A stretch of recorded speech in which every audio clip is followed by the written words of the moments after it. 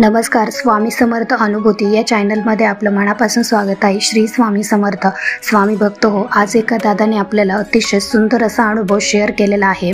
त्या दादांना दत्त महाराजांची खरंच खूप कृपा लाभलेली आहे. साक्षात त्यांच्या जे मनात येतं अगदी ते पूर्ण झाल्याशिवाय राहत नाही, असाच काही अनुभव आहे. पण त्या अगोदर जर आपल्या चॅनलवर कोणी नवीन स्वामी सेवेकरी असतील, स्वामी भक्त असतील, तर त्यांनी आपल्या चॅनलला सबस्क्राईब करायला विसरू नका. तर चला मग दादांच्या अनुभवाला आपण सुरुवात करूया. साधारणतः जुलै महिन्यामध्ये 2013ची गोष्ट असेल ही. त्यांचा अनुभव असा आहे. तर गिरनार संदर्भात त्यांना एक पुस्तक वाचायला मिळत होतं. तर गमत अशी होती की ते पुस्तक त्या दादांना एका नामांकित डॉक्टराने वाचायला दिलं होतं. तर डॉक्टर आणि अध्यात्म हा विषय पचायला थोडा जड होता, पण तरी ते पुस्तक वाचून झालं त्या दादांचं. आणि ओढ लागली ती गिरनारची. तिकडे असणाऱ्या दऱ्या, तिकडची झाडे, तिकडची मंदिरे डोळ्यासमोर दिवस रात्र फिरू लागली होती. त्याच दरम्यान डिसेंबर 2013 दत्त जयंती निमित्त चौल येथील अतिरुद्र स्वाहाकार कार्यक्रमात सहभाग घेण्याची संधी मिळाली. आणि फेब्रुवारी 2014मध्ये सखा या आमच्या मित्राने गिरनारला जायचे आहे असे सांगितले. 10 ते 12 जणांचा समूह गिरनारला निघाला होता बघा.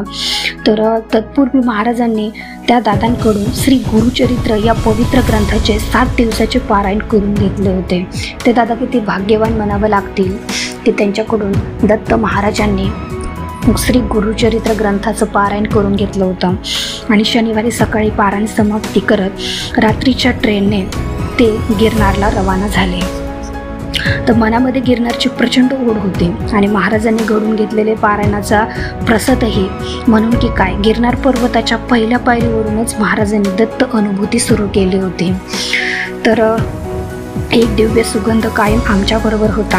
जणू महाराज सोबत असल्याची ती साक्षच होती. 10,000 पायऱ्या चढायच्या होत्या गिरनारच्या आणि उतरायच्या म्हटलं की एकूण पोटात गोळा येत होता. अशा परिस्थितीत सुद्धा अंबाजी गोरक्षणात होते सोबत. दत्त पादुका व दत्त धुनी हे दर्शन संपूर्ण करून जेव्हा आम्ही खाली आलो तेव्हा कसलाही थकवा जाणवला नाही. हे विशेष होतं बघा. खरंच खूप अंगावरती शहारे येत होते हे जेव्हा आमच्यासोबत घडत होतं तेव्हा. संध्याकाळी सोमनाथ दर्शनही झाले. परतीचा प्रवासही सुरू झाला. पण जाऊ जाऊ म्हणता म्हणता गिरनार दर्शन महाराजांनी लीलया घडवले यावर विश्वासही बसत नव्हता. त्यापुढे सुरू झाले महाराजांचे अद्भुत खेळ, जे आज तागायत आम्ही अनुभवत आहोत. महाराजांनी गुरुपौर्णिमेची सेवा म्हणून संपूर्ण प्रसाद आमच्या घरून बनवून घेतला. सकाळी 10:30च्या आरतीचा मान हा अक्कलकोटी स्वामी समर्थ महाराजांच्या चरणी आम्हा कामत कुटुंबियांकडून रुजू झाला.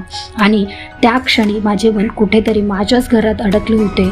इथेही मीच आणि तिथेही मीच असे शब्द कानामध्ये गुंजू लागले. तेव्हा आठवण झाली घरामध्ये स्थापन केलेल्या श्री क्षेत्र शिर्डी येथील साईबाबांच्या द्वारकामाई बाबांच्या स्थानाची, जो बाबांच्या आज्ञेनुसार वसई स्थायिक श्री हेमंत भाऊ यांच्याकडून तंतोतंत देखावा घरातील एका खोलीत उभारला गेला. आजही बाबांच्या खोलीत गेल्यावर अनेकांना मनशांती मिळते. हा आमच्या घरी येणाऱ्यांचा बोलका अनुभव आहे. त्यातच बाबांच्या पुढ्यात पादुका नाहीत हा संदर्भ एका नाथपंथीय उपासकांनी मे 2013मध्ये निदर्शनास आणला. त्याचवेळी जाणीव झाली. म्हणूनच की काय, माझ्या मित्रांनी मला फेब्रुवारी 2013मध्ये पिठापूरच्या मूळ पादुकांचा फोटो लॅमिनेट स्वरूपात दिला होता. तो मी बाबांच्या चरणाकडे ठेवला होता. याचा संदर्भ बाबांच्या पादुका स्थापन व्हाव्यात याच्याशी असावा. हा माझा झाला पहिला अनुभव. ते दादा सांगतात की जेव्हा साईबाबांच्या आम्ही दर्शनाला गेलो पादुकांचा, तेव्हा त्या उदीचा, साईबाबांच्या उदीचा माझा हा दुसरा अनुभव मी तुम्हाला सांगत आहे. तर ते दादा सांगतात, अनेक वर्ष पदयात्रा करीत शिर्डीस पाय लागायचे. त्याचवेळी संतान प्राप्ती होत नाही हा विषय मन कलुषित करायचा म्हणून जायचा. बाबांवर विश्वास होता, पण तो सार्थक होण्याची वाट पाहत होतो. दरम्यान एका साधकाकडून तुम्हाला संतान प्राप्ती ही 2014च्या आतच साईबाबांची कृपाछत्र म्हणून होणार असे सांगण्यात आले. त्याचवेळी माझी परीक्षा बघायला आलास का, तो बाबा तुझ्या घरात बसलाय असे उद्गार निघाले. त्याच दरम्यान आमच्या सौना 2013मध्ये दिवस गेल्याचे समजले. त्यावेळी आठवलेला प्रसंग मला जाणवला. दत्त जयंती 25 डिसेंबर 2013 रोजी सपत्नीक वसई गावातील एका जुन्या दत्त मंदिरात रात्री दर्शनासाठी गेलो होतो. अंतकरणातून महाराजांना साथ घातली आणि अजून किती अंत पाहणार आहात हा प्रश्न विचारला.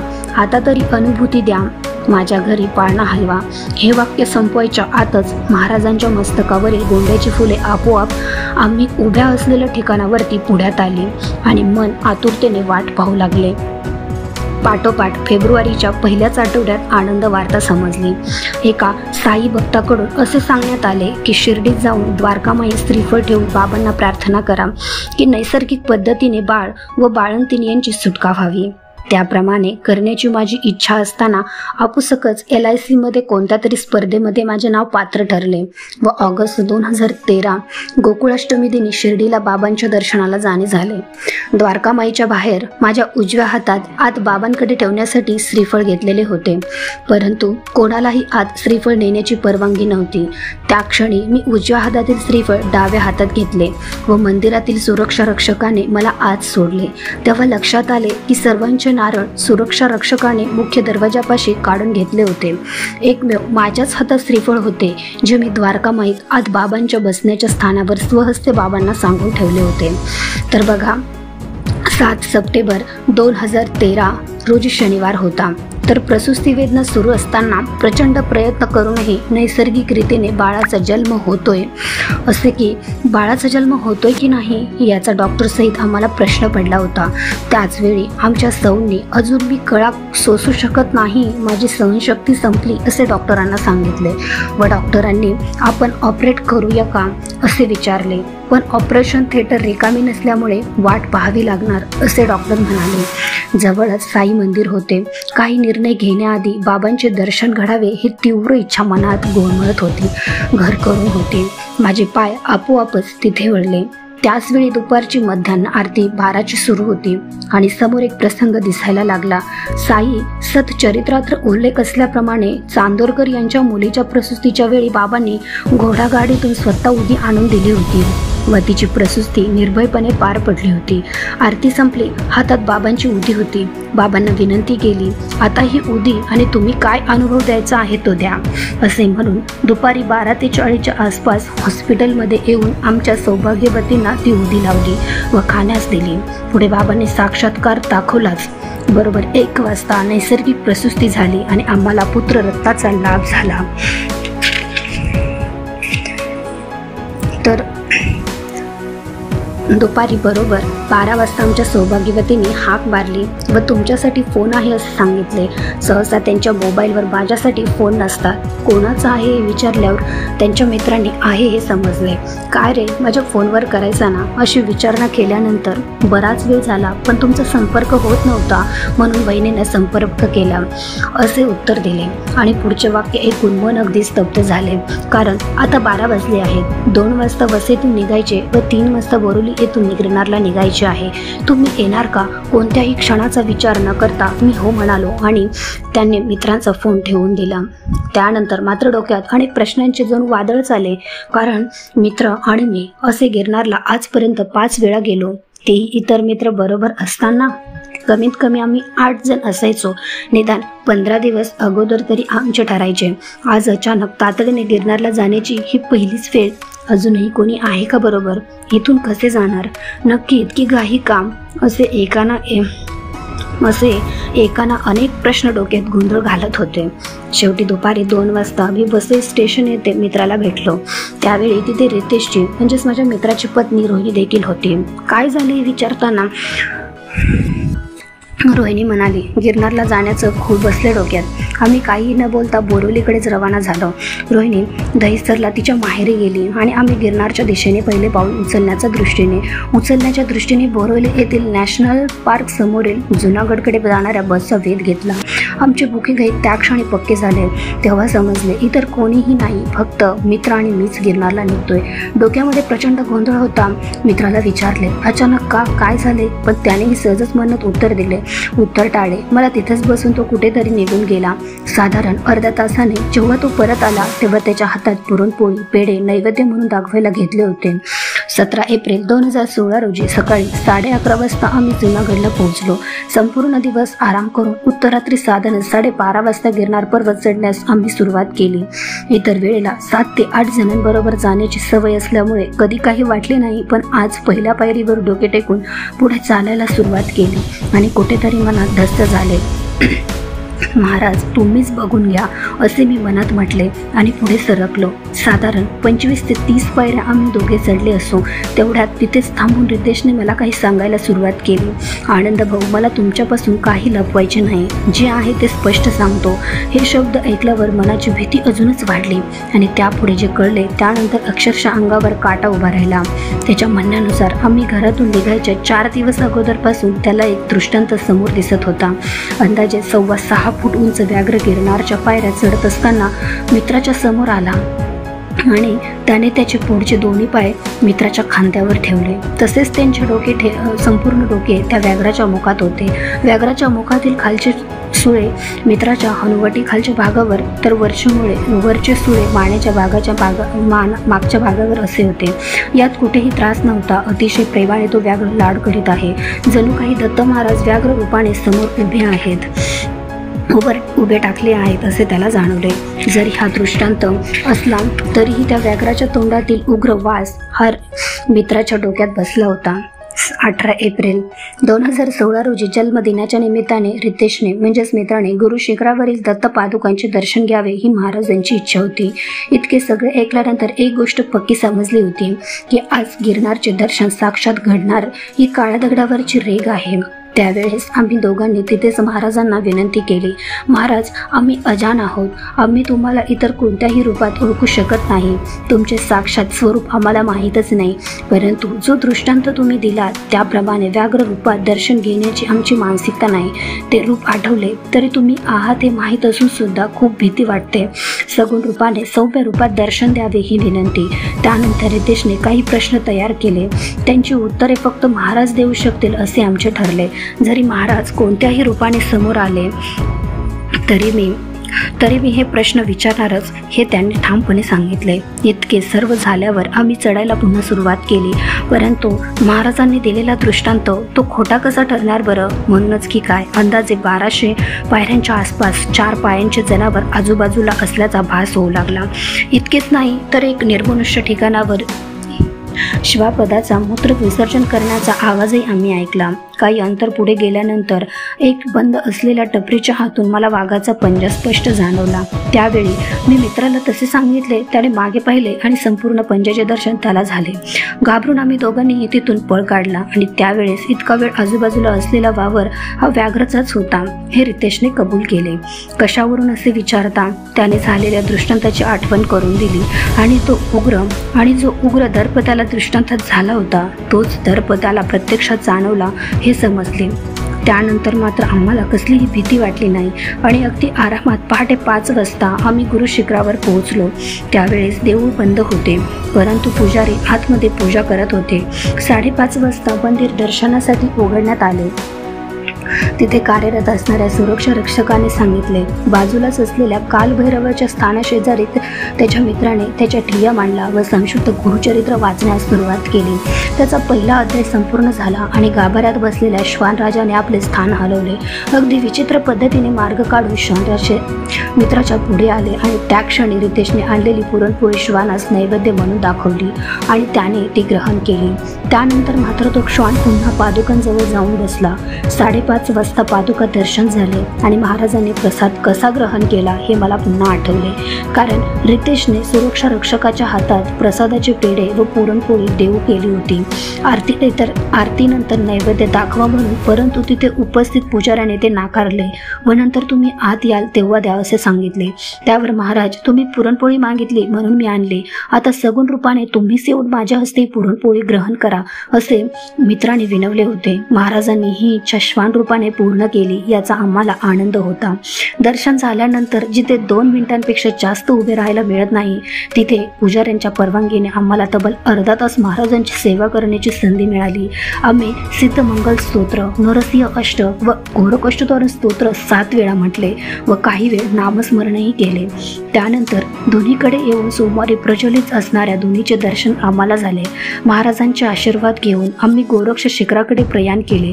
त्यावेळेस आम्ही गुरु शिखरासोबत सेल्फी घेत असताना एक वृद्ध गृहस्थ आम्हाला मजा आहे म्हणून गुरु शिखराकडे जाताना दिसले. ते असे का हसत होते, तू त्यांना ओळखतो का असे मी रितेशला विचारले. तेव्हा मित्राने नाही म्हटले आणि आम्ही गोरक्ष धुनीकडे येऊन पोहोचलो.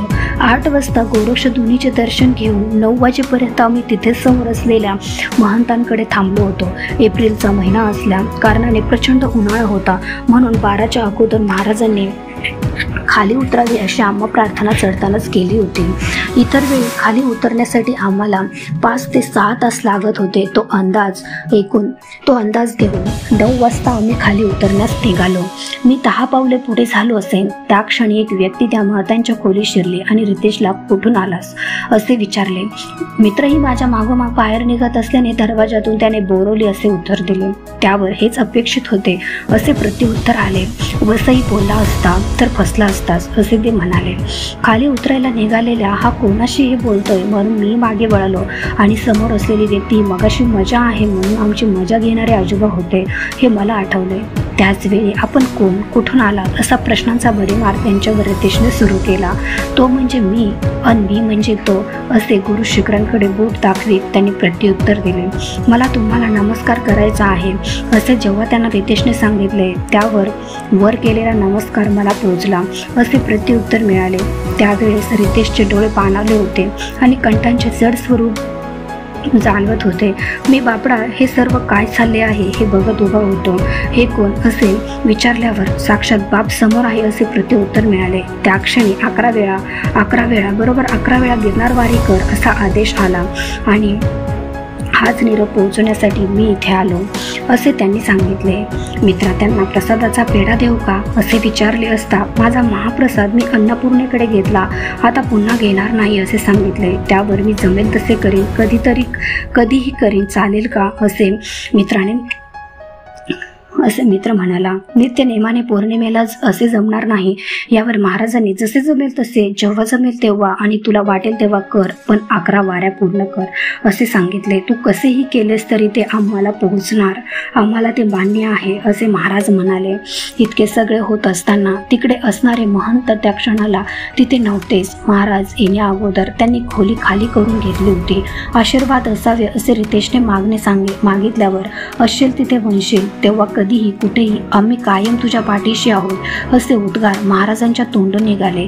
तत्क्षणी आदेश झाला निघायचं आणि सुटायचं. मनामध्ये प्रचंड गोंधळ, काय चाललाय, काय घडतंय, समोर कोण आहे हे जोपर्यंत आमच्या अकलनाशी शक्तीला पटलंही नसेल तोपर्यंत तिथून निघण्याची वेळ झाली हे महाराजांच्या आदेशानंतर समजले. यापूर्वीच्या 5 फेऱ्या मोजायच्या का असा प्रश्न केल्यावर तू आजपर्यंत तुझ्याकडे काय साठवलंयस असा प्रश्न यतिरायांनी रितेशला केला. जे काही होतं ते कायम महाराजांच्या चरणी समर्पित केले असे मित्राने प्रत्युत्तर केले. त्यावर नव्याने सुरुवात कर असे प्रत्युत्तर मिळाले. तिथून पुढे आम्ही दोघेही सुटलो आणि त्याच वेळी महाराजही आमच्या मागून येत आहेत हे मला दिसले. तसेच मी आणि माझा मित्र सांगेपर्यंत महाराज तुरुतुरु धावत आमच्या पुढे निघून गेले. त्यांच्यासोबत त्यावेळी एक युवक होता. आम्ही देखील आमच्या चालण्याचा वेग वाढवला. ते चालत होते, आम्ही अक्षरशः धावत होतो. उतरताना अंबाजीचे दर्शन घेणे बाकी होते. ते होते की नाही ही मनामध्ये शंका होती. भरभर चालणाऱ्या पावलांच्या मागे आम्ही अक्षरशः स्वतःला ढकलत होतो. साक्षात महाराजांच्या मागे ते हयात असताना भक्तगण कसे धावायचे याचा अनुभवही आला. पुढे अंबाजीजवळ महाराजांनी थोडी विश्रांती घेतली. तीच वेळ साधून आम्ही दोघं अंबाजीचे दर्शन घेऊन आलो. महाराजांसोबत असलेल्या युवकाला महाराजांनी लिंबू सरबत बनवण्याची आज्ञा केली होती. त्यांचे सरबत बनवेपर्यंत आम्ही महाराजांना छळत होतो. एका बाकड्यावर महाराज विराजमान होते. त्यांच्याच बाजूला त्यांनी रितेशला बसायची आज्ञा केली. रितेशने नको मी इथेच बरा आहे असे म्हटले तरीही त्यांनी जबरदस्ती केली. त्यावर तुमच्या बाजूला बसायची माझी लायकी नाही असे महाराजांना सांगितले. प्रचंड करड्या आवाजात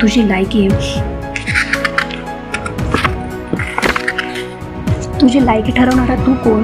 तुझी लायकी मी ठरवणार, असे महाराजांनी सांगितले. भीतीने रितेशची गाळण उडाली होती. निमूटपणे बसण्याशिवाय त्याच्याकडे पर्याय नव्हता. नंतर मलाही त्याच्या बाजूला बसायला सांगितले. तोपर्यंत त्या युवकाचे सरबत भरून झाले. त्याने ते महाराजांना दिले, परंतु महाराजांनी ते रितेशला दिले. त्याने ते नाकारले. पण अरे घे रे, यातून तुझे काही भोग संपवायचे आहेत, असे महाराज म्हणाले आणि रितेशने ते सरबत घेतले. त्याचवेळी त्यातूनच मलाही देण्यास सांगितले. मीही घेतले. घड्याळ पाहिले तेव्हा 9:30 झाले होते. तिथूनच आम्ही उतरायला सुरुवात केली आणि सुरू झाली गुरु शिष्याची परीक्षा. महाराजांबरोबर असलेल्या युवकाला आम्ही प्रश्न केला, तू यांच्याबरोबर कसा? ते तुझ्या ओळखीचे आहेत का? त्याने नाही असे उत्तर दिले. त्यावर मी त्याला जवळच असलेला स्वामींचा फोटो दाखवला आणि त्यांनीही हे तर साक्षात समोरच उभी आहेत असे सांगितले. मी यांना ओळखत नाही. मी गुजराती आहे. मित्राबरोबर गिरनार चढत होतो आणि मित्राला त्रास झाला म्हणून तो खालीच पहिल्या पायरीजवळच थांबला. परंतु वर येत असताना माझ्या अचानक पोटात खूप दुखू लागले आणि पुढे चालेल की नाही असा प्रश्न उभा राहिला असता हे महाराज पुढ्यात उभे राहिले आणि म्हणाले, उभा राहा, कसे पोटात दुखते ते मी बघतो. त्यांच्याबरोबर चालताना पोटातले दुखणे कधी थांबले हे समजलेच नाही. तू महान आहेस इतकेच आम्ही त्याला म्हणालो व पुन्हा महाराजांच्या मागे धावू लागलो. सोसावणारा वारा जसा क्षणात नाहीसा होतो, अगदी त्याचप्रमाणे महाराज झटझट पायऱ्या उतरत होते आणि आम्ही कसलीही तमना बाळगता भरभर उतरण्याचा प्रयत्न करत होतो. बऱ्याच प्रश्न उत्तरानंतर मित्रांना ते महाराजच आहेत याची खात्री झाली. अरे तू त्यांची परीक्षा काय घेतोस? बस आता, असे मी मित्राला बोललो आणि तोही शांत बसला. त्याचवेळी मला महाराजांचा फोटो काढायचा मोह झाला. मनाला आलेला मोह मी मित्राला सांगितला तेव्हा बघतो विचारून असे मित्राने उत्तर दिले आणि पुढच्या क्षणी त्याने ती इच्छा महाराजांना सांगितले. त्यावर सांगतो तेव्हा आधी काढला तर फोटो येणार नाही असे महाराजांनी आम्हाला सांगितले. रस्त्यात अनेक ठिकाणी थांबून महाराज पाणी पित होते. जैन देरास येथेही थांबून ते आतमध्ये जाऊन पाणी पिऊन आले. अंदाजे 2,500 पायऱ्यांवर असताना काही क्षण त्यांनी पायऱ्यांवरच विसावा घेतला. त्यावेळी मित्राने निर्लज्जपणे, आज माझा वाढदिवस आहे, तुमची भेट म्हणून आता तुमच्या पायात असलेल्या पादुका द्या अशी मागणी केली. महाराज हसले व म्हणाले, अरे तुझ्याकडे ज्या स्थापन केलेल्या आहेत त्याही माझ्याच आहेत, पटत नसेल तर जाऊन बघ. आणि त्यांनी मित्राकडे असलेल्या पादुकांवरील खुणा रितेशला सांगितला. काही वेळ स्तब्ध बसून त्यांनी त्यांच्या झोळीमधून एक रुद्राक्ष काढून मित्राच्या हातात देऊन सांगितले, आज तुझा वाढदिवस ना, ही तुला माझ्याकडून वाढदिवसाची भेट, पूजेत ठेव. त्यानंतर मित्र देखील त्यांना त्यांच्याकडे असलेले कोरे वस्त्र अर्पण केले. महाराजांनी ते त्यांच्या झोळीत घेतले. तिथून पुन्हा आमचा प्रवास उतरण्यासाठी सुरू झाला. आम्ही कसे उतरतो याचे आम्हाला भान नव्हते, परंतु वायुवेग काय असतो याचा प्रत्यक्ष अनुभव आम्ही घेत होतो. त्याचवेळी फक्त पहिल्या पायरीपर्यंत महाराजांबरोबर राहण्याची अनुमती आहे असे रितेशने मला सांगितले. त्यानंतर मी थोड्याशा लालसेने महाराजांना विनू लागलो की तुमच्या हातातील काठी खाली उतरल्यावर मला द्याल का? त्यानंतर मानेने नाही म्हणत महाराजांनी त्यांच्या हातात असलेली काठी हवेत गरगर फिरवली, ज्याचा अर्थ समजण्या इतके आम्ही सुज्ञ नव्हतो. परंतु ब्रह्मांड गोल आहे, जणू काही मी ब्रह्मांडच मागितले असा भास मला झाला. मात्र महाराजांनी मला नाराज केले नाही. उतरताना वाटेत लागणाऱ्या राम मंदिराजवळ रामाचे दर्शन घेऊन त्याच पायऱ्यांवर ते स्थानापन्न झाले आणि काढा फोटो असा आदेश दिला.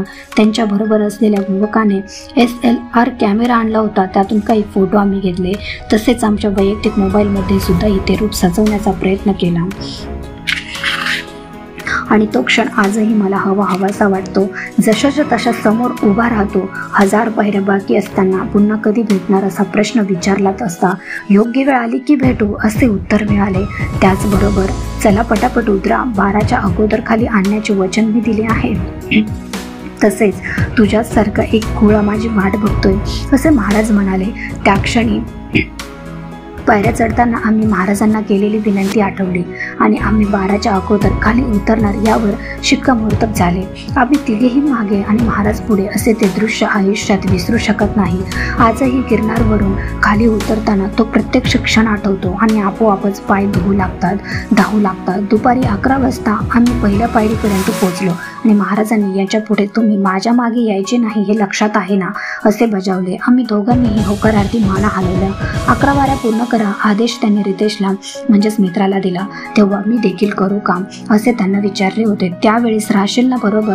बघ हो, विचार कर असे त्रिवार प्रश्न विचारून प्रत्येक प्रश्नाला माझा होकार त्यांनी मिळवला.